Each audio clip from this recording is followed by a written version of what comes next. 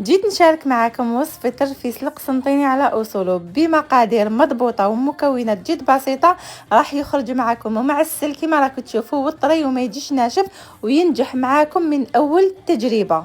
في جفنة عندي 3 كيلات سميد معمرين، سميد متوسط عمرهم مليح. نزيد عليهم نص كيلة ولا كيلة غربع تاع مرقارين دايبه، نكمل نعمرها بالزيت حتى تتعمر تماما وبلا ما تفيضوها. في كل كيلة تاع سميد ديروا مغرف تاع الشاي الصغيره هذيك تاع الملح. نبسس مليح السميد تاعي ونحكو مليح ما بين يديا، من بعد نطمو بكيله كامله تاع الماء، نفس الكيله اللي نكيل بها السميد نكمل نكيل بها كامل الوصفه. وإلا ما كفاتكمش الكيله تاع الماء زيدوا عليها شويه، انا زدت شويه برك على حساب السميد، كاين اللي يشرب كاين ما يشربش. نبسطها مباشره في سنيوه تاع الفرن كيما راكم تشوفوا. بسطتها من الاحسن نديروها يعني السمك تاعها يكون متساوي. نقسمها بالكوبات باش طيب لي يعني حتى لداخل. نطيبها في الوسط تاع الفرن، نطلعها شويه للفوق على 200 درجه حتى تحمر في الجوانب مليح. نزيد نشعلها من الفوق تتحمر شويه، نخرجها ونرحيها في الاشوار، نرحيها يعني بالعقل حتى نكمل كامل هذيك الكميه.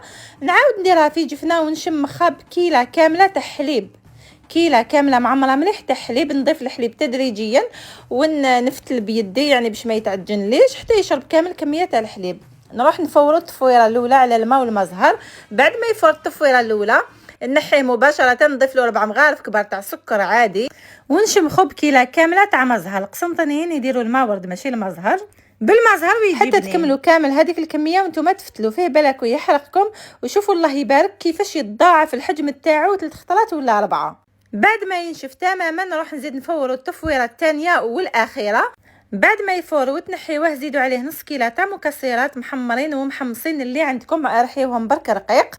وفي الاخير نضيف له نص كيلة مرقارين ونص كيلة عسل ندوبهم يولوا لي كيلة.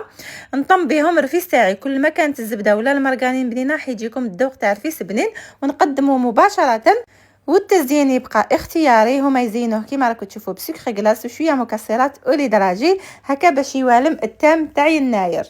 وكي تجوا تقدموه دائما قدموا معاه الزبده والعسل، كاين اللي يحبوه مسقي بليح. فوالا سقيوه شويه قبل ما تقدموه باسكو يشرب.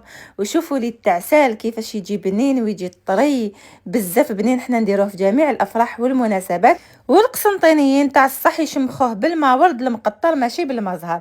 قولوا لي نتوما في التعليقات ولا تحبوه ولا عجبتكم الوصفه هذه واش ديروا في يناير.